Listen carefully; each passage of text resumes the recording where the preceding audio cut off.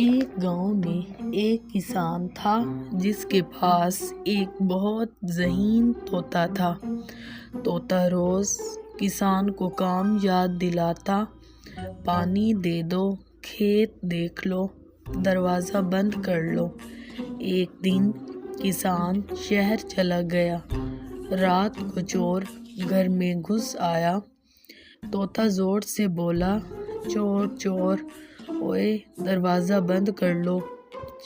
چور گھبرا گیا، بولا، یہ کس نے بول دیا؟ طوطا ہنسا اور بولا، میں ہوں گھر کا سیکیورٹی گارڈ۔ چور ڈر کے مارے بھاگ گیا۔ صبح کسان آیا تو دیکھا سب کچھ محفوظ تھا۔ سبق: عقل اور ہوشیاری طاقت سے زیادہ کام آتی ہے۔